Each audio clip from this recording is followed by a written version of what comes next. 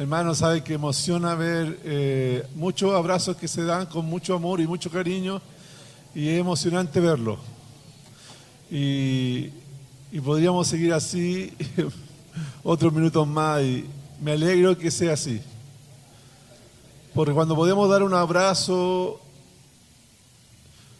sincero y expresar nuestro amor con sinceridad a nuestro hermano, es porque Dios está ahí haciendo una obra.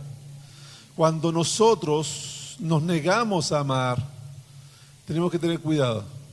Y hoy día vamos a hablar de la palabra del Señor, vamos a continuar con Primera de Juan, y vamos a hablar de algunas cosas que de repente son tristes y dolorosas que suceden en la iglesia. A veces pasan cosas que no nos gustaría que pasaran en la iglesia. A veces pasan cosas que nos hacen sentir mal. Y uno dice, pero ¿por qué pasa esto dentro de la iglesia? Yo me acuerdo que cuando estaba creciendo, recién convertido, también me encontré con momentos difíciles dentro de la iglesia. Y yo tenía una bendición muy grande, que tenía un padre que era creyente y muy estudioso de la Biblia. Entonces yo cuando me fui a preguntarle por qué pasa esto dentro de la iglesia, porque para mí pensaba que dentro de la iglesia tenía que ser todo perfecto. Y me habla, que a veces hay cizaña y que el Señor permite a veces que crezca la cizaña junto con el trigo, y que no va a arrancar la cizaña porque puede arrancar trigo y no quiere matar el trigo, pero al final de los tiempos Él va a tomar el que corresponde a un lado y el que no corresponde al otro lado. Si usted quiere saber lo que dice ese pasaje, búsquelo, porque no es parte del mensaje, porque es de Primera de Juan, vamos a hablar hoy día. Pero quiero tomarme unos minutos para explicarles un poquito el contexto a lo que se está enfrentando el escritor de Primera de Juan. ¿Por qué? Porque yo le pongo un título a cierto grupo de personas, le pongo el título de los francotiradores. No lo busquen en la Biblia, no lo busquen en el griego, no va a aparecer. Francotirador no aparece. Pero yo digo los francotiradores porque son esas personas que se paran lejos y que no hacen nada, que están sentados buscando a quién dispararle. Y al que ven que se mueve más, van y le disparan. Y yo lo digo por la experiencia en el cristianismo, pero la palabra de Dios muestra que durante la historia de la iglesia pasaron esas cosas. Y como introducción nomás, vamos a revisar unos pasajes. Vamos a ir a 1 Corintios, capítulo 7. Esto tiene que ver, pero con Primera de Juan, pero para el contexto. ¿Qué pasa en 1 Corintios capítulo 7? Dice, versículo 17. Dice, en cualquier caso, cada uno debe vivir conforme a la condición que el Señor le asignó y a la cual Dios lo ha llamado. Esta es la norma que establezco en todas las iglesias. Fue llamado alguno estando ya circuncidado, que no disimule su condición.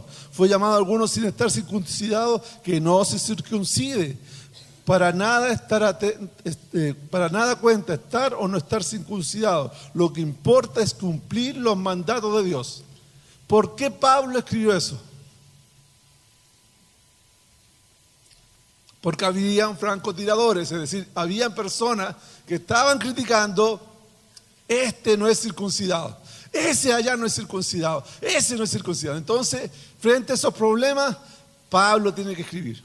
Si ustedes van a Romanos, capítulo 14,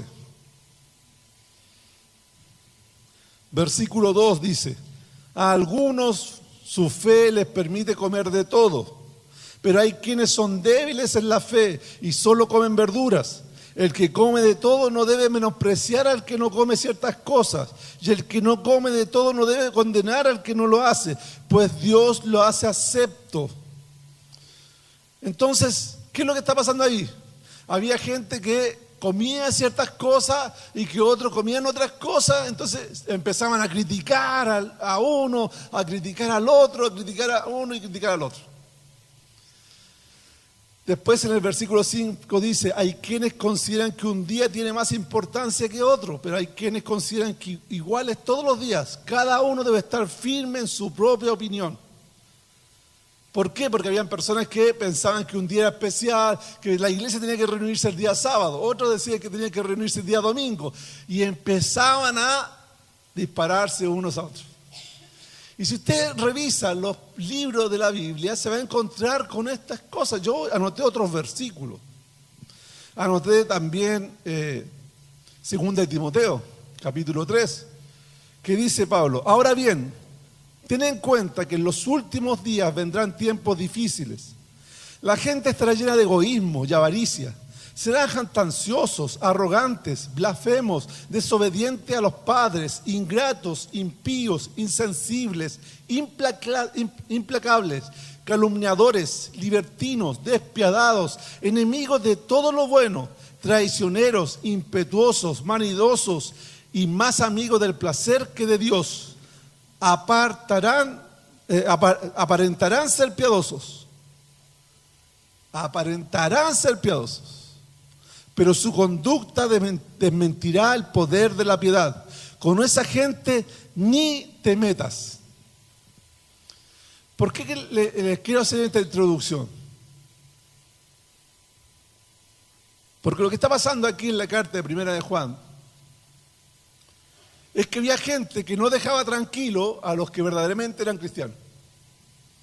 No lo dejaba tranquilo, le empezaba a decir enseñanzas que según ellos eran buenas enseñanzas. Según ellos eran ciertas.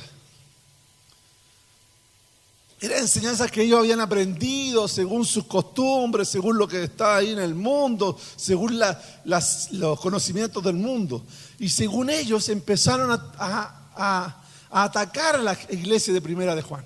¿Y qué es lo que pasa cuando alguien te empieza a decir cosas a tu oído? Cosas a tu oído, viene la duda. ¿Estaré en lo correcto o no estaré en lo correcto? ¿Estaré bien o no estaré bien? Porque cuando empiezan a disparar, empiezan a cuestionar, se polarizan las cosas. Entonces, aquí en la iglesia a la cual se le está escribiendo, había un grupo que decía, hagan lo que ustedes quieran, compórtense como ustedes quieran, si no hay ningún problema, porque Cristo los salvó. Y el cuerpo es pecado y el cuerpo no va a afectar nada. Entonces eran personas que no llamaban a la santidad. Pero había otro grupo que se ponía al otro extremo, de seguro, no lo menciona Primera de Juan, pero de seguro lo normal sucede que iba a haber otro grupo que se iba a empezar a decir, no, tienes que cumplir todo al pie de la letra, todo. Y entre esos dos bandos, la gente tenía que decir, ¿y cuál de los dos bandos soy yo? ¿O soy salvo o no soy salvo? Porque si me comparo con los de allá, no soy de allá. Y si me comparo con los de allá, tampoco soy de allá. Y frente a esa duda, tiene que Juan escribirle a la iglesia. Y tiene que hablarle de algo muy importante que lo hemos tocado y lo vamos a ver. Miren, yo siempre me gusta, porque cuando este pasaje que vamos a leer, que es 1 de Juan, capítulo 3, versículo 19 al 24, si usted lee distintas Biblias, se va a dar cuenta que la traducción varía un poco. Y varía un poco porque es un texto difícil. La traducción del texto original es difícil, entonces cuando uno tiene un texto difícil, normalmente tiene que hacer algo y tiene que saber de qué significa toda la carta. El autor de la carta tiene que explicarle a usted en alguna parte o usted tiene que sacar una conclusión de qué significa toda la carta, porque a través de toda la carta usted después va a poder ir a un texto difícil. Porque el autor de la carta, en un texto, en un trozo de su carta, no va a contradecir lo que él quiere decir en toda la carta. Tiene que ser coherente. Entonces, en 1 de Juan, capítulo 5, versículo 13, ahí nos dice de qué trata la carta. Dice, les escribo estas cosas a ustedes que creen en el nombre del Hijo de Dios, para que sepan que tienen vida eterna. ¿Qué quería comunicar Juan? sobre la vida eterna. Quería que la gente que leyera la carta tuviera seguridad que tenía vida eterna. Porque con esta gente que empezó a criticar y esta enseñanza que empezaron a tratar de meter y un disparo para un lado y un disparo para el otro, la gente empezó a dudar, ¿tengo vida eterna o no tengo vida eterna? Y es una buena pregunta. Es una muy buena pregunta porque frente a la duda que debe haber provocado la acción de estas personas que atacaron la iglesia con sus comentarios, está la duda de que si tienen vida eterna o no tienen vida eterna. Lo hemos tocado, ¿se acuerdan que lo hemos hablado a fondo en otras veces? Lo hemos conversado. ¿Por qué? Existen dos alternativas que son las más terribles. La primera es que yo esté toda mi vida en la iglesia y lo pase súper bien y comparta, y cuando llegue al cielo me dé cuenta que mis pasajes eran falsos. Y no llega al cielo, me empieza a hacer calor. Que hace calor en el cielo. Y no era el cielo, en otro lugar, en un lugar de tormento. Sería terrible que en vez de estar en un lugar especial que Dios preparó para que estén sus hijos, nosotros tengamos que estar lejos de Dios, de la presencia de Dios, y tengamos que estar en un lugar de tormento que la Biblia nos habla, que es un lugar que va a haber un fuego intenso. Entonces tenemos que tener seguridad de salvación. Es decir, tenemos que estar seguros de que si somos salvos o no somos salvos. Eso es lo más terrible. Lo segundo más terrible, con esto que dudas que entran a veces cuando la gente empieza a decir cosas que no corresponde, es: ¿yo soy salvo o no soy salvo? Y uno siempre anda con la duda y va caminando por la calle y se tropieza y dice, y dije un garabato, no soy salvo, y empieza esa duda, ¿soy salvo o no soy salvo? Entonces a veces, porque, disculpe, aquí, ¿ustedes pecan? No, hay varios que ya, por favor, los que no pecan, a la sección de atrás, porque ya ustedes ya, los pecadores nos quedamos acá porque necesitamos seguir aprendiendo, pero los que no pecan nunca, se van por favor para atrás. Nosotros los pecadores tenemos que seguir aquí porque todavía nos falta para llegar al cielo. Entonces, frente a esta situación, la gente tiene que tener seguridad de que es salvo, porque lo segundo malo que puede pasar es que yo siempre ande con la duda. Entonces yo no disfruto. Estoy compartiendo ahí en el asado, un 18, yo no me sirve un vaso de vino, digo, pero no, pues la Biblia dice que un vaso de vino no es pecado, yo no tengo que emborracharme, pero me sirve un vaso de 400 cc. Entonces, ¿400 cc será pecado o no será pecado? Chupaya, qué difícil. Entonces voy a la Biblia y busco 400 cc de vino, ¿me hará pecador? ¿No me hará pecador? Entonces yo estoy con la duda y vivo con la duda, y eso también no está bien. ¿Por qué no está bien? Porque Dios no quiere que vivamos con la duda. Él tiene muchas cosas que darnos, muchas cosas que nosotros podamos disfrutar, consciente de que Él nos dio la salvación. Entonces lo que vamos a hablar hoy día son 3 cosas que nosotros como cristianos tenemos que tener, y que el pasaje de Primera de Juan, capítulo 3, versículo 19 al 24, nos va a poder mostrar. 3 cosas que son importantes que tengamos. Leamos Juan, capítulo 3, versículo 19 al 24. Disculpe, Primera de Juan, capítulo 3, versículo 19 al 24.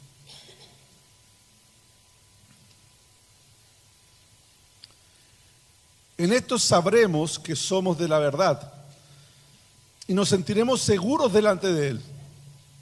Que aunque nuestro corazón nos condene, Dios es más grande que nuestro corazón y lo sabe todo. Queridos hermanos, si el corazón no nos condena, tenemos confianza delante de Dios y recibimos todo lo que le pedimos porque obedecemos sus mandamientos y hacemos lo que le agrada.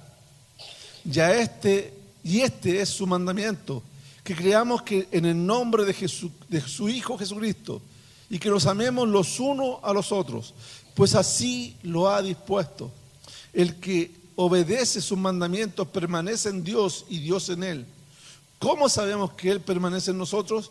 Por el Espíritu que nos dio. Amén. Oremos al Señor. Padre, gracias por tu hermosa palabra, Señor. Gracias por tus enseñanzas, gracias por tu presencia en medio nuestro. Gracias por tu Espíritu Santo que está en nuestras vidas. Pero Señor, necesitamos que tú nos hables. Necesitamos que tú nos muestres tu voluntad. Necesitamos que tu Espíritu Santo sea revelando la enseñanza en nuestras vidas. Porque Padre, esto es más que algo intelectual. Señor, tú eres vida, tu palabra es vida, Señor. Y te pedimos en el nombre de Jesús que tu Espíritu Santo nos capacite para entender y para aprender y para poder, Señor, recibir lo que tú nos quieres dar a cada uno hoy día. Sin ti no podemos hacer nada. Tu presencia en nosotros hace la diferencia. Por eso, Señor, manifiéstate con poder en nuestras vidas a través de tu palabra en este día. Te lo pedimos en el nombre de Jesús. Amén. Lo primero que tenemos que tener, según aquí los versículos, es seguridad, como yo les decía anteriormente. Los dos primeros versículos dicen: en esto sabremos que somos de la verdad y nos sentiremos seguros delante de Él. ¿Por qué sentirnos seguros delante de Él? Porque a veces nos sentimos inseguros. Hay veces que yo me siento como un superhéroe, un paladín. Y wow, extraordinario, me he portado súper bien. No he pecado, llevo como 10 minutos sin pecar, entonces estoy como prendido, genial, excelente. Pero hay otras veces que me da hasta vergüenza entrar por la puerta de la iglesia. Digo, pero ¿por qué? Soy tan pecador, ¿cómo? Y me enfrento con mi pecado, me enfrento con mis pensamientos. Voy a orar y empiezo a cuestionar lo que estoy orando. ¿Habré orado con la correcta motivación? ¿Le habré puesto la verdadera intención? ¿O estaré orando de forma egoísta? ¿O estaré orando en una forma soberbia? Aún lo que oro a veces lo cuestiono. ¿Por qué? Porque nosotros tenemos una conciencia y a veces la conciencia nos acusa. A veces nos acusa nuestra conciencia o nos acusa a veces el enemigo. Porque el enemigo también coloca culpa en nuestra vida. Entonces, ¿qué es lo que nosotros tenemos que pensar? Dice aquí, para que tengan seguridad y seguridad de que somos salvos. Y tenemos que tener claro, no porque cometemos un pecado dejamos de ser salvos. La Biblia nos dice claramente que todos somos pecadores. Por cuanto todos pecaron están destituidos de la gloria de Dios. Pero Juan en su carta, en Primera de Juan, también nos dice, a ver, vamos a Primera de Juan. A ver si lo encuentro aquí en mi Biblia. Lo hemos visto varias veces, lo hemos recalcado varias veces, pero es importante que lo tengamos claro. Juan no quiere que nosotros pequemos. Juan no desea que nosotros pequemos, pero él sabe que somos pecadores. Está muy nueva la Biblia. En 1 de Juan capítulo 1,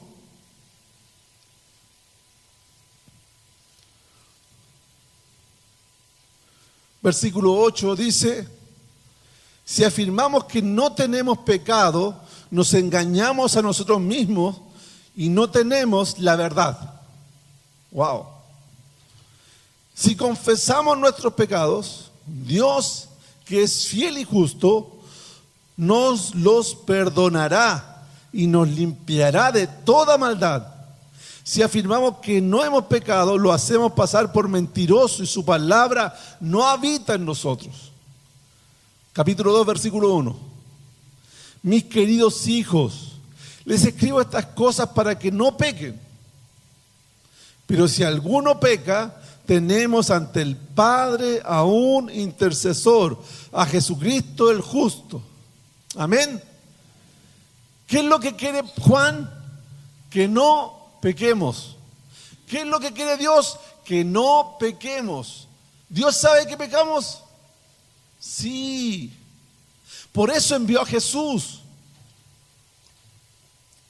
Si nosotros no pecáramos, nunca nos hubiera enviado Jesús, porque no hubiéramos necesitado un Salvador. Pero necesitamos un Salvador.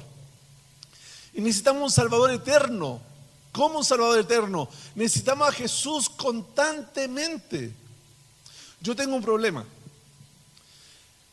El problema es que cuando hago las cosas bien, me creo el cuento.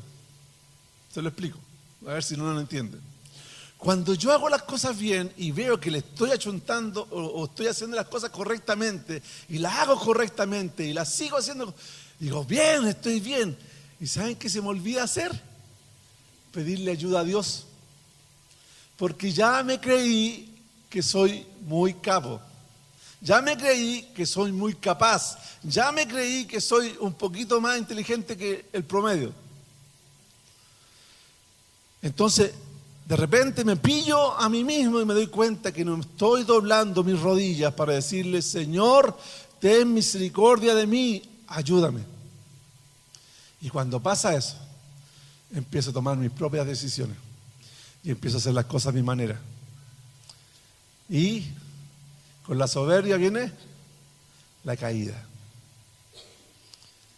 Entonces, es importante que tomemos conciencia que somos pecadores y que este Salvador maravilloso, Jesús, que nos salvó una vez, está en un constante salvarnos de nosotros mismos. Desde el día que tomó nuestra vida está constantemente, ¿qué dice ahí Juan? Intercediendo por nosotros. ¿Por qué intercede por nosotros? Porque lo necesitamos, porque necesitamos su ayuda, porque necesitamos su amor, porque necesitamos su cuidado, porque necesitamos que Dios esté ahí constantemente dándonos las fuerzas, hablando y apartándonos del pecado. Si no necesitáramos a Jesús, ahí no diría nada. Pero lo necesitamos, yo lo necesito. Entonces, ¿qué tenemos que tener? ¿Seguridad de la salvación? Sí, seguro de la salvación. Yo seguro que soy salvo. Y cuando peco, tengo a Cristo. Pero hay señales. Porque uno dice, entonces, ¿qué diferencia hay en el que no tiene a Cristo y en el que tiene a Cristo? Porque uno podría decir, si el cristiano peca siempre y el no cristiano peca siempre, entonces ¿qué diferencia hay? Si hay diferencia. Hay diferencia, ¿por qué? Porque está el Espíritu Santo de Dios en nosotros. Y porque el Espíritu Santo nos lleva al arrepentimiento. Yo me acuerdo cuando dije el último garabato, hace unos hartos años atrás, me acuerdo que fueron dos, no me acuerdo cuál fue el primero. Por si acaso alguien me dice, no, si era el otro primero, porque lo he contado tantas veces y ya se me olvidó cuál fue el primero. Pero me acuerdo una vez que yo estaba con mis compañeros estudiando mecánica y habíamos ido a jugar ping-pong. Y llegan mis compañeros, no, me toca a mí, no, me toca a ti, no, yo, no, tú no jugás. Y me molesté tanto que les dije, ya, lo que pasó por su mente, algo de lo que pasó por su mente fue eso. Y mis compañeros, como no eran cristianos, no les importó, pasó. Pero yo me sentí tan mal, porque dije me sentí tan mal que me di media vuelta y me fui. No me pude quedar jugando ping-pong.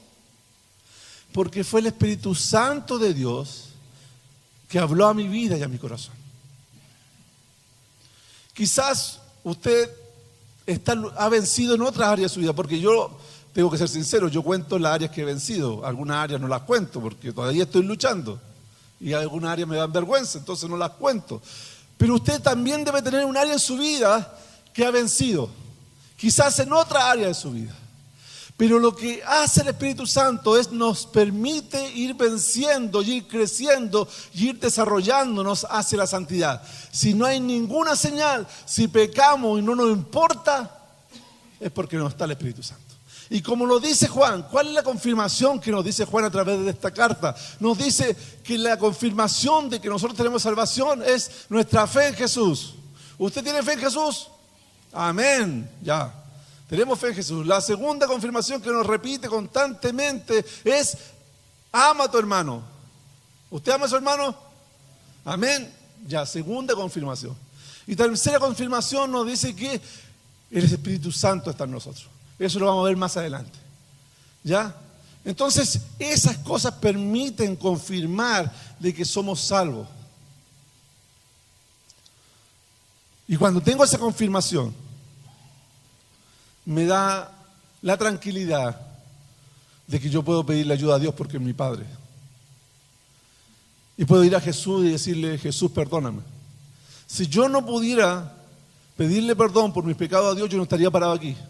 Hay veces que no me gustaría predicar y sé que estoy predicando solamente por la gracia y la misericordia de Dios, no porque no sea pecador. Sigo siendo pecador. Anoche, no, hoy día en la mañana tuve que nuevamente pedirle perdón a Dios por mis pecados. Pero lo importante es que la salvación no depende de mí. ¿De quién depende la salvación? ¿Depende de mí? ¿Depende de usted? Depende de Dios. Y Dios decidió enviar a Jesús a morir por nosotros. Y la salvación la tenemos gracias a lo que hizo Cristo Jesús en nuestra vida. Gracias a eso maravilloso. Hay un pasaje que anoté aquí que me encanta, en Isaías 53. No me acuerdo dónde lo anoté, por aquí. Dice Isaías 53, versículo 5.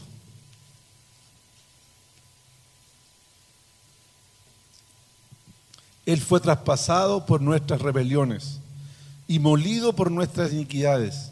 Sobre él cayó el castigo, precio de nuestra paz, y gracias a sus heridas fuimos sanados. Todos andamos perdidos como ovejas, cada uno seguía su propio camino, pero el Señor hizo recaer sobre él la iniquidad de todos nosotros. Yo no soy salvo por algo que yo hice. Yo soy salvo porque un día Dios decidió que muchos de nosotros, o que todos nosotros, o toda la humanidad necesitaba un Salvador. Y puso aquí en Isaías, cientos de años antes que llegara Jesús, que iba a mandar a alguien, a su siervo, para poner sobre él el castigo de mi paz, el castigo de tu paz, el castigo de nuestra paz. Porque todo el castigo por nuestras rebeliones y nuestro pecado iba a ser puesto sobre los hombros de Jesucristo. Entonces, cuando nosotros pensamos si tenemos salvación, tenemos que pensar en el sacrificio que ha hecho Cristo Jesús y descansar en saber que yo tengo la salvación porque Cristo Jesús la compró para regalármela a mí. ¿Ya? Esa es la primera confianza. Confianza en que tenemos la salvación. Es importante que lo busquemos. ¿Sabe que esto yo podía seguir hablando sobre este punto mucho? Si usted quiere que sigamos hablando, usted llámeme por teléfono, hacemos una cita, viene a mi oficina y podemos estar hablando un par de horas sobre este tema porque es muy importante y es muy amplio. Y hay muchas formas que nos pueden confirmar y nos mostrar que hay seguridad de salvación. Sobre todo las obras. El primer versículo que leí, los primeros versículos que leí, cuando habla de 1 Timoteo, de la gente de estos tiempos, habla que la forma de darse cuenta de quién es y quién no es por el testimonio. Pero el segundo punto que tenemos que tener es confianza. El segundo punto es confianza. Disculpen, dejé un punto aparte que se me olvidó decir en el versículo anterior. Mire, dice que aunque nuestro corazón no nos condene, Dios es más grande que nuestro corazón y lo sabe todo. Eso es importante porque nosotros, como yo les decía, nos condenamos mucho, pero por favor me gustaría no pasar por alto este versículo que anoté, que se encuentra en Romanos capítulo 7, antes de pasar a la confianza. Vamos a capítulo 7 de Romanos. Dice así, Romanos capítulo 7, versículo 21. Así que descubro esta ley, que cuando quiero hacer el bien me acompaña el mal, porque en lo íntimo de mi ser me deleito en la ley de Dios, pero me doy cuenta de que en los miembros de mi cuerpo hay otra ley, que es la ley del pecado. Esta ley lucha contra la ley de mi mente y me tiene cautivo. Soy un pobre miserable. ¿Quién me librará de este cuerpo mortal? ¿Quién lo dice? Pablo. Wow, yo admiro mucho a Pablo, pero él también estaba en esa lucha. Entonces, ¿qué es lo que nos da la confianza? Es el Señor, la obra que Dios ha hecho con nosotros y nos permite tener seguridad a pesar de esa lucha en salvación. Ya, muchas gracias. Pasamos al segundo punto, la confianza. Versículo 21 y 22. Queridos hermanos, si el corazón no nos condena, tenemos confianza delante de Dios y recibimos todo lo que pedimos porque obedecemos sus mandamientos y hacemos lo que le agrada. Entonces nos encontramos que es importante, dice, si el corazón no nos condena, tenemos confianza en Dios. Es súper importante tener confianza en lo que Dios está haciendo en nosotros. ¿Por qué? Porque podemos pensar que tenemos el regalo de la vida eterna o no tenemos el regalo de la vida eterna. Podemos pensar que hay señales que están mostrando que tenemos la vida eterna. Pero tenemos confianza en Dios, porque es algo muy importante para poder vivir la vida como cristiano.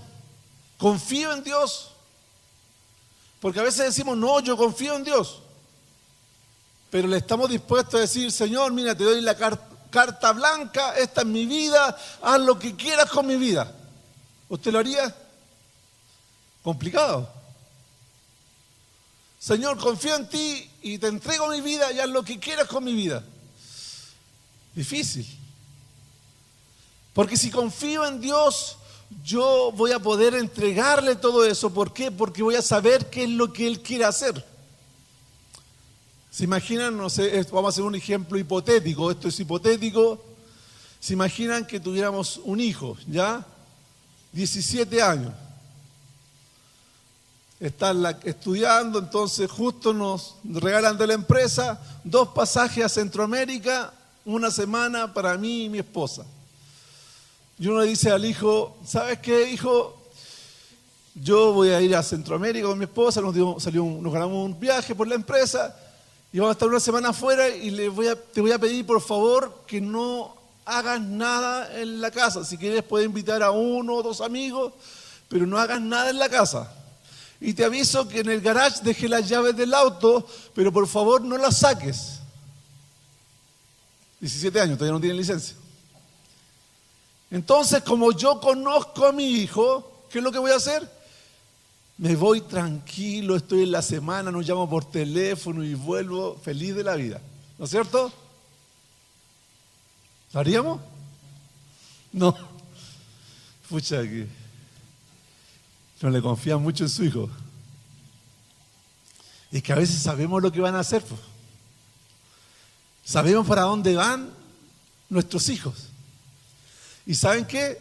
Y los hijos saben también para dónde van los padres. O no cuando por ejemplo, le vamos a decir algo a nuestro hijo, ¿sabes qué? Quiero decirte que ya me vaya a empezar a molestar con la misma cuestión una y otra vez. Y ya sabe el discurso. Con las primeras 3 palabras ya sabe el discurso que le voy a dar, porque me conoce.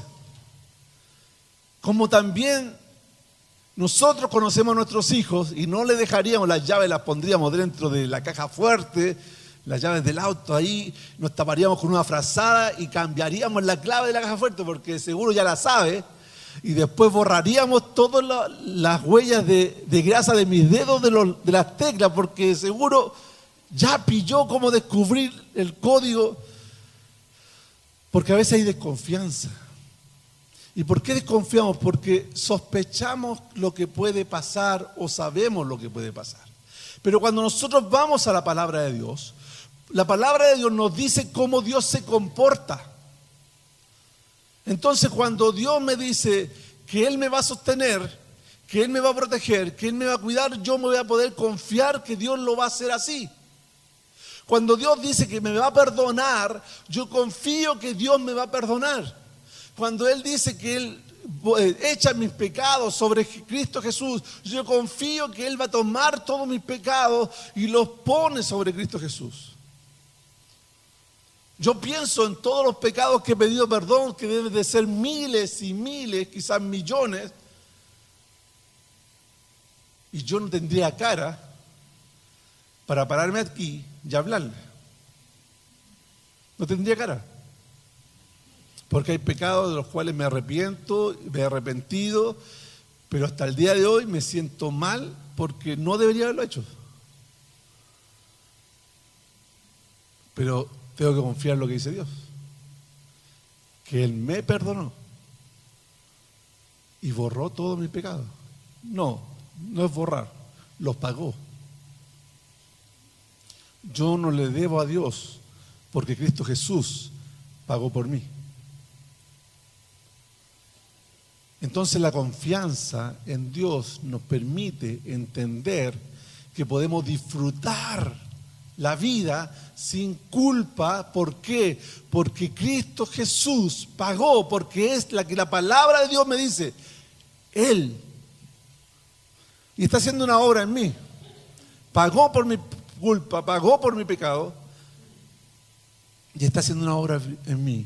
¿Usted cree que Dios está haciendo una obra en usted?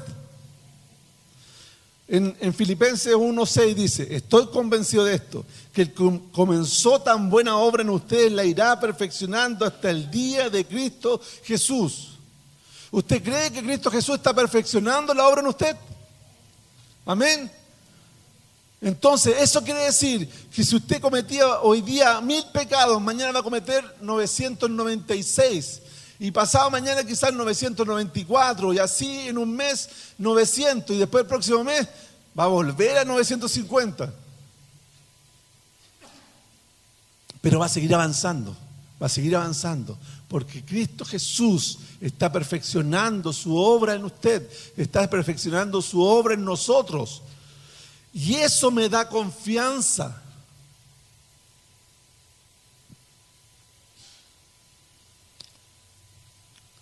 ¿Quién tiene más de 5 años de cristiano? A ver, que levante la mano el que tiene más de 5 años de cristiano. ¿Ya? Esta pregunta, este ejemplo va para ustedes, para nosotros. No me respondan, no hagan gesto con su rostro, es pregunta para que pensemos. En este tiempo de cristianos, no nos hemos mandado un pecado, pero así, un pecado. No me respondan, no muevan la cara, no.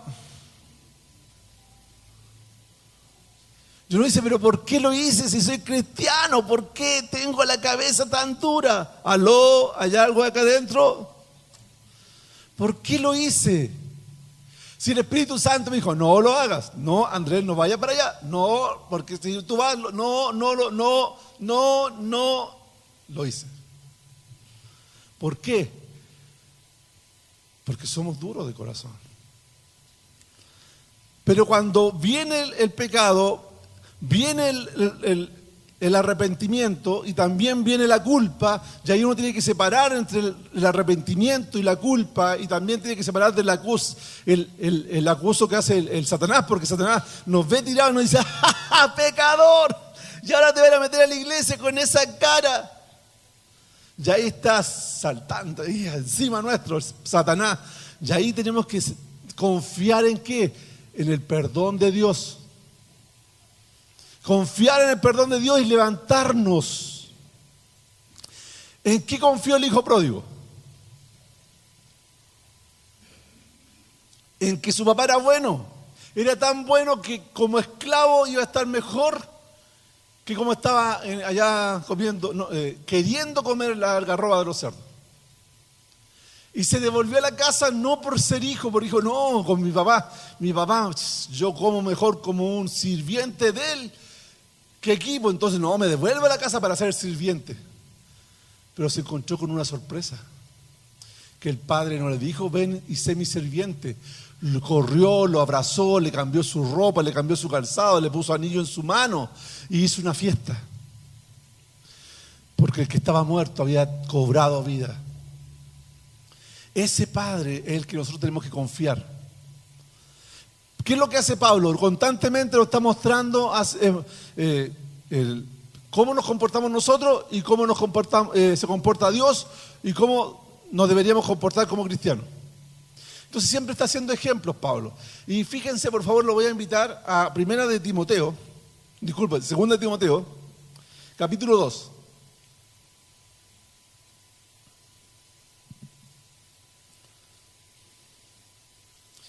Segunda de Timoteo capítulo 2 dice 11, capítulo 2 versículo 11, dice, este mensaje es digno de ser creído. Miren cómo lo anuncia Pablo. Es digno de ser creído. Si morimos con él, también viviremos con él. Amén. Si resistimos, también reinaremos con él. Si nos negamos, también él nos negará. Si somos infieles, él sigue siendo fiel, ya que no puede negarse a sí mismo. Segundo que tenemos que tener es confianza. No confianza en nosotros, no confianza en la persona, en mi amigo, no confianza en el pastor, no confianza en los que asisten en la iglesia, no confianza en los del coro, no confianza en nosotros, confianza en el carácter de Dios, que a pesar que nosotros somos infieles, Él va a permanecer fiel. Dios siempre va a ser fiel. Mi primera duda en el cristianismo cuando recién llegué era si Dios cambiaba las reglas porque yo era porfiado. Me acuerdo que fui a hablar con un misionero y le decía, pero ¿cómo? Si yo peco una vez, si yo peco 2 veces, ¿Dios me perdona? Sí, te perdona. Ya, pero si voy y peco nuevamente 3 veces y después 4 veces, ¿me perdona? Sí, te perdona. No, pero si yo vuelvo y peco 100 veces, ¿me perdona? Sí, te perdona. Y me dolió eso. Porque si a mí alguien me daña una vez, puede que Dios me ayude a perdonarlo. Si alguien me trata mal 2 veces, puede que le siga hablando, pero si lo hace 3 veces ya. Pero si alguien me traiciona 100 veces, yo cambiaría de actitud. Dios tenga misericordia de mí y pueda actuar como Él actúa. Pero el carácter de Dios dice que las 100 veces nos va a perdonar. Por eso tenemos que tener confianza en Dios. El pasaje dice, queridos hermanos, si el corazón nos condena, si el corazón no nos condena, tenemos confianza en Dios. ¿Por qué cuando el corazón no nos condena? Uno diría, ¿cómo? Entonces si el corazón no me condena es porque no he cometido pecado. No. Porque cuando yo me caigo y cometo un pecado, yo confío en Dios.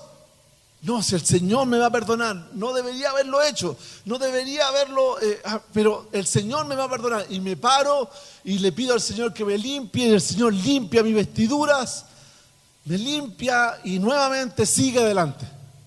La confianza en Dios nos permite pararnos y seguir. La confianza en Dios nos permite decir, Señor, quiero intentarlo de nuevo. La confianza en Dios nos permite fallar, pero pedir perdón para seguir y no fallar. La confianza en Dios nos permite disfrutar el ser cristiano. La confianza en Dios es cuando me invitan, ¿se acuerdan de lo que estaba hablando al principio? Los 400 cc de medalla real, no sé cuál, no conozco poco de... Y digo, no estoy manejando ya, como no estoy manejando, no estoy infringiendo la ley, 400 cc, mi confianza en Dios sabe de que si yo no me voy a emborrachar, no estoy pecando. y sé que Dios no va a poner un rayo sobre mí. Dios no pone rayos sobre los que ama, pone la sangre de Cristo Jesús. Por eso podemos tener confianza en Él. Por eso nosotros tenemos que estar acusando como los francotiradores y diciendo a los demás, los que están haciendo mal, porque Dios no lo hace conmigo. Yo tengo confianza en Él porque la Biblia me habla de su carácter. Y fíjense lo que sale después. Dice, y recibimos todo lo que pedimos. Cuando yo tengo confianza en Dios, el corazón no me condena. ¿Por qué? ¿Por qué no me condena? Porque sé que tengo perdón en Dios. No es porque no sea pecador. El corazón no me condena porque confío que Dios me va a perdonar.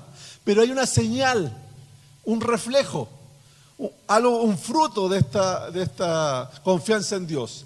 Versículo 22. ¿Cuál es el fruto? Recibimos todo lo que pedimos. ¡Wow! Buen fruto.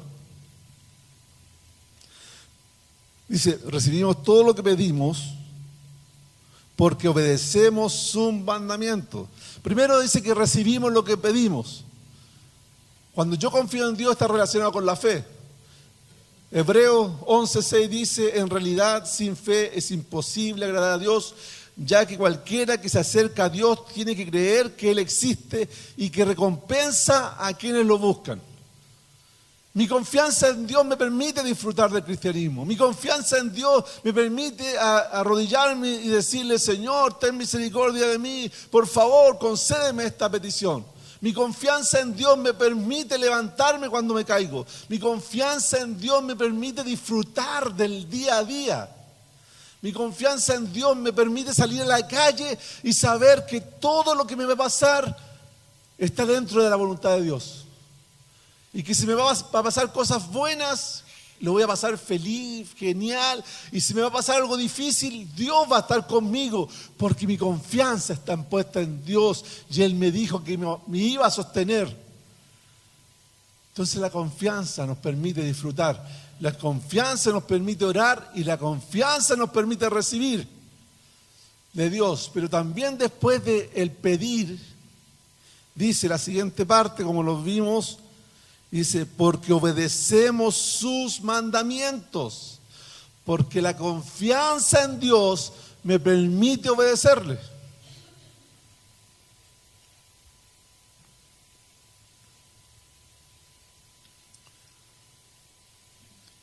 Porque la confianza en Dios me permite estar dispuesto a perdonar. Porque la confianza en Dios me permite estar dispuesto a amar. Porque la confianza en Dios me permite estar dispuesto a poner la otra mejilla.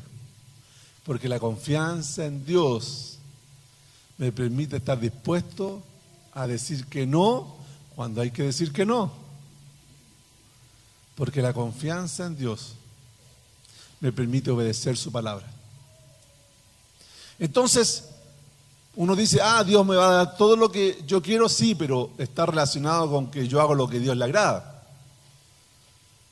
Porque si yo hago lo que a Dios le agrada, le voy a decir, Señor, por favor, regálame los nuevos fusiles que le trajiste al ejército chileno porque tengo ganas de dispararle a mi vecino. Y va a poner música fuerte este 18 y primero voy a volarle el equipo y después. Entonces, Señor, regálame ese fusil nuevo que hay. No me acuerdo cómo, son israelitas, los fusiles nuevos. ¿Dios lo va a hacer? No. Primero, si yo estoy confiando en Dios, si yo quiero hacer la voluntad de Dios, no lo voy a pedir. Segundo, si mi vecino me sube el volumen, yo confío en Dios que me va a poner la paz en mi corazón para soportar a mi vecino. O que alguien me va a invitar para no estar escuchando a mi vecino. Pero la confianza en Dios me permite enfrentar el día a día. Y la confianza en Dios es lo que me permite obedecerlo. Termina el versículo 22 y dice, porque obedecemos sus mandamientos y hacemos todo lo que le agrada a Dios. todo lo que le agrada.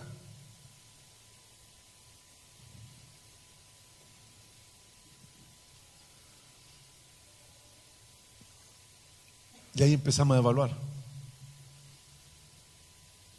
Y empezamos a pensar, ¿qué es lo que es agradable a Dios? Ya les conté el otro día el problema con mis choferes, que cuando voy a dejar a los niños en el Transantiago, ya he tenido conflicto con algunos choferes. ¿Se acuerdan? Cuando les dije que yo me sentía contento porque lo había hecho bien, pero le había dicho al chofer, estás sordo porque no, yo toqué el timbre.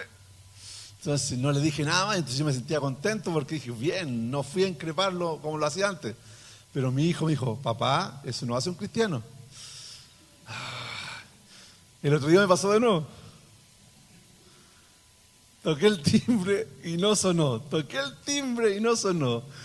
Toqué el timbre y no sonó. La micro pasó el paradero, estaba detenido en luz roja, a 3 metros del paradero, y sonó el timbre.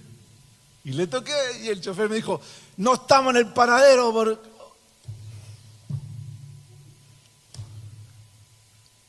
¿Por qué, Señor, me pruebas a mí así? A 3 metros del paradero, con luz roja. ¿Qué tenía que hacer el chofer? Listo, se abre la puerta. No creo que se vaya a cansar. Y me acordé de mi hijo, que me ayuda harto mi hijo. Y le pregunté a la señora al lado, ¿usted escuchó? ¿Usted vio que yo, sí, apretó el timbre, pero no sonó?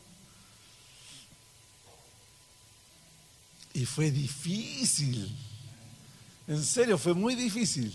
¿Saben qué hice? Me mordí los labios hasta que llegué al otro paradero. Y después las 3 cuadras caminando para atrás. Pero me sentí contento. ¿Sabes que cuando me bajé? ¡Gloria a Dios! ¡Victoria! Hasta el próximo chofer. Ahora vencí, no sé después, pero gracias a Dios lo pude disfrutar. Fue el Espíritu Santo, fue el poder de Dios. Porque empezamos a analizar qué es lo que le agrada a Dios. ¿Y por qué podemos analizar lo que le agrada a Dios? Por lo tercero que tenemos que tener. ¿Qué es lo tercero que tenemos que tener? Vamos al versículo 1 de Juan. Dice, y este es su mandamiento, que creamos en el nombre de su Hijo Jesucristo, y que nos amemos los unos a los otros, pues así lo ha dispuesto. El que obedece sus mandamientos permanece en Dios, y Dios en él. ¿Cómo sabemos que Él permanece en nosotros? Por el Espíritu que nos dio. ¿Qué es lo que tenemos que tener? Es el Espíritu Santo. Si no fuera por el Espíritu Santo, yo no me hubiera acordado y quizás hubiera actuado como otra antes. Yo me acuerdo que las pichangas que jugaba en el Alejo Barrio, un lugar donde se jugaba en mi barrio, un lugar grande, y yo normalmente las terminaba peleando.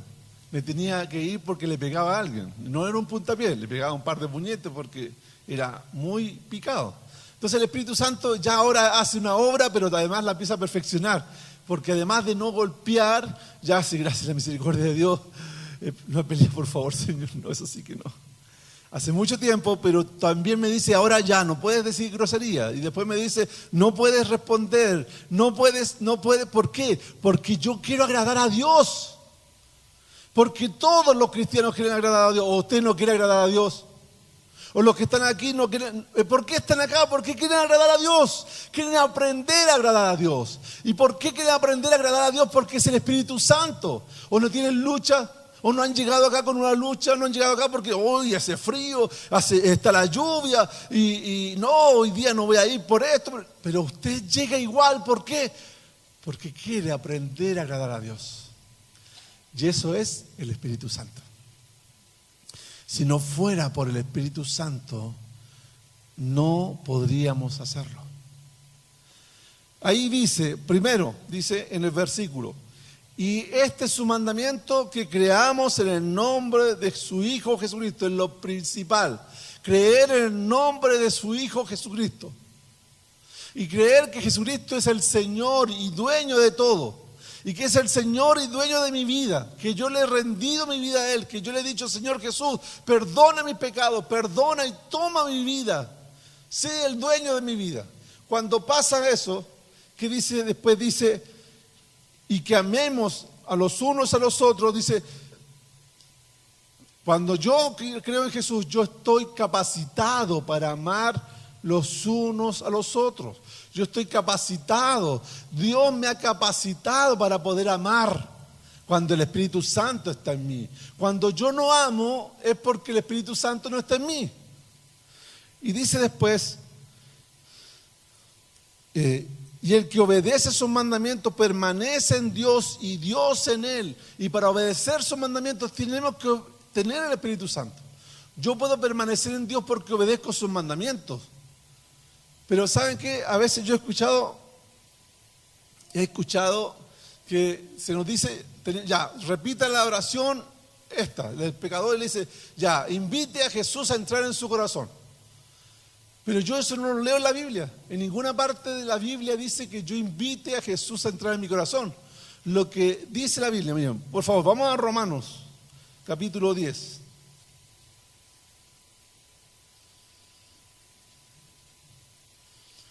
Versículo 9.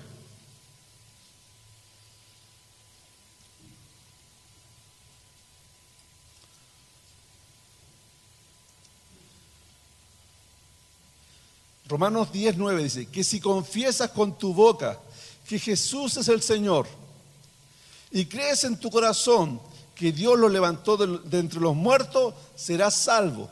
Porque con el corazón se cree para justicia, pero con la boca se confiesa para salvación. Entonces, ¿qué nos pide la Biblia? Confesar con nuestra boca que Jesús es el Señor. Y creer en nuestro corazón que Dios lo levantó de los muertos para ser salvo. Cuando yo digo que Jesús es el Señor, es porque Jesús es el dueño. ¿Y por qué tengo que confesar que Jesús es el dueño? Porque yo tengo que pedirle perdón por todas las barbaridades que he hecho, por todos los pecados que he hecho. Y como tengo que pedirle perdón y Él tiene que pagar, yo a cambio tengo que entregarle mi vida. Y a veces parece difícil, pero los que confiamos sabemos que conviene. Porque lo más maravilloso que ha sido en nosotros es confiar para poner nuestras manos en Jesús. Porque cuando hemos puesto nuestras vidas en Jesús, poner nuestras vidas en Jesús, cuando pusimos nuestras vidas en Jesús, Jesús tomó nuestras vidas y ha hecho cosas maravillosas, ¿o no? Ha hecho cosas preciosas. Por eso hay que confiar y ponerse en las manos de Él. Ahora, la Biblia nos dice que yo tengo que decirle a Jesús, entra en mi corazón. Pero a ver, tenemos confianza en Jesús. Ahora vamos a analizar el carácter de Jesús o el carácter de Dios. Hagamos cuenta que usted está entregándole el Evangelio a una persona y no domina mucho lo que dice la palabra, pero ha escuchado que la gente le dice que entre a Cristo en su corazón. Entonces usted le dice, repita conmigo, dígale a Jesús que entre en su corazón. Y la persona que verbalmente está diciendo, Jesús, te invito a entrar en mi corazón, pero dentro de su corazón lo que quiere decir es que quiere rendirle su vida a Él. ¿Qué va a hacer Dios? ¿Lo va a salvar o no lo va a salvar? Tic-tac, tic-tac, tic-tac, tic-tac, tic-tac, tic-tac. No salva, pero es que ella lo dijo mal, pues se equivocó teológicamente. Si no estaba en la Biblia que había que decirlo así. Es que Dios conoce nuestros corazones. Dios no anda ahí con el... No voy a nombrar el librito ese que los aliancistas conocemos mucho. Dios no anda con eso. Dios escribió la Biblia. Y la Biblia destila amor. Y Dios puede salvar a las personas de una forma que a veces no nos damos ni cuenta nosotros. No podemos colocarle un marco de esta forma, No, lo que nosotros hacemos, analizamos lo que dice la palabra de Dios. Y el Espíritu Santo nos permite sacar las enseñanzas. Y esa persona que le dijo, Jesús, entra en mí, quería decirle, Jesús, sálvame. Y Jesús la salvó. Aunque quizás la frase no estaba tan correcta. Pero sí la Biblia habla que Jesús viene a ser morada en nosotros cuando nos salva y viene a morar el Espíritu Santo en nosotros. Porque es la única forma de poder hacer la vida que Dios quiere que vivamos. Es el Espíritu Santo. ¿Cómo vamos a saber si tenemos el Espíritu Santo? Ahí lo dice claramente. Vamos a saber si tenemos el Espíritu Santo porque estamos amándonos los unos a los otros. A veces es fácil pasar por cristiano. Yo lo he dicho constantemente porque a mí fue fuerte darme cuenta que en una etapa de mi vida yo creía que era cristiano. Y creía que era cristiano, y cuando, por ejemplo, me preguntaban mis compañeros, los más cercanos en el liceo, si yo era cristiano, yo les decía, sí, soy cristiano. Pero yo miraba mi vida y me daba cuenta que no había ninguna señal de cristianismo. Yo hacía toda mi fechoría con mis compañeros y tenía cero convicción de pecado. Cero convicción de pecado. Después llegaba a la casa y me portaba como un angelito. No tan angelito, más o menos angelito. Y pasaba normal. Pero en la iglesia, ahí sí que yo me sacaba los premios. La gente, hermano Elías, su hijo, qué buen niño. Pero no sabía lo que yo estaba pensando, esta hermanita. Yo, toda ahí mi mente, para todos lados. No llegaba la hora de salir de la iglesia, iba solamente por amor a mi padre. Pero la presencia del Espíritu Santo, cuando nosotros nos rendimos a Cristo, cuando hacemos a Jesús Señor de nuestra vida, es el Espíritu Santo que nos convence de pecado y nos lleva a ir cada día perfeccionando la obra que Dios ya hizo en nosotros. Por eso me gusta este pasaje de Juan, porque Él quiere que tengamos una seguridad. Seguridad de salvación. Pero esta seguridad de salvación está apoyada en tres cosas que tenemos que tener. Por supuesto, la primera, la seguridad de salvación, pero también tener confianza en Dios y tener el Espíritu Santo. Pero la única forma de tener el Espíritu Santo es que yo esté dispuesto a rendir mi vida a Cristo Jesús. Quizá usted tiene confianza en salvación, excelente, me alegro. Si usted no tiene confianza en su salvación, lo animo a buscar a Dios. Porque si no tiene confianza en su salvación, puede que no tenga el Espíritu Santo.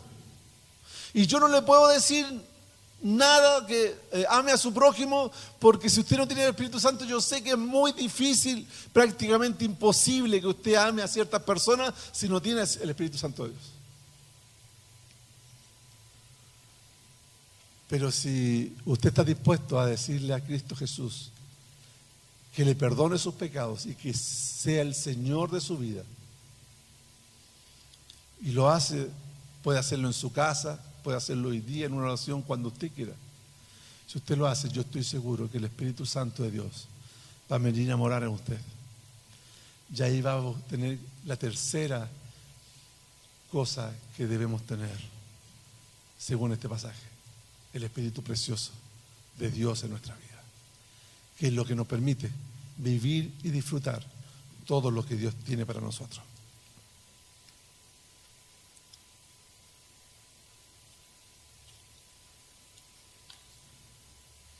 ¿Tenemos el Espíritu Santo? Yo creo que podríamos pensar durante la semana y deberíamos evaluar. ¿Tengo el Espíritu Santo? No lo tengo. ¿Por qué lo tengo? ¿Por qué no lo tengo? Después evalúo, ¿tengo salvación? Sí, pues si yo evalué que tengo el Espíritu Santo porque esto otro. ¿Tengo salvación? Sí, pues entonces tengo que estar tranquilo porque tengo la salvación, ya tengo los pasajes. Pero tengo confianza en Dios, porque tengo el Espíritu Santo, tengo la salvación, pero confío plenamente en Dios. Estoy dispuesto a vivir todo lo que Él me pide.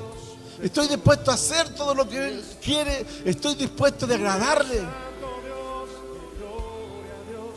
Y si no tenemos confianza en Dios, vamos nuevamente a la palabra de Dios. Analizamos cómo es su carácter. Analizamos cómo Él nos ama, para poder confiar plenamente. ¿Saben qué? No confíen en mí. porque mi esposa sabe que yo fallo. Amén. Mi esposa sabe que yo fallo. Confíen en Dios, porque Él nunca le va a fallar. Amén. Oremos al Señor.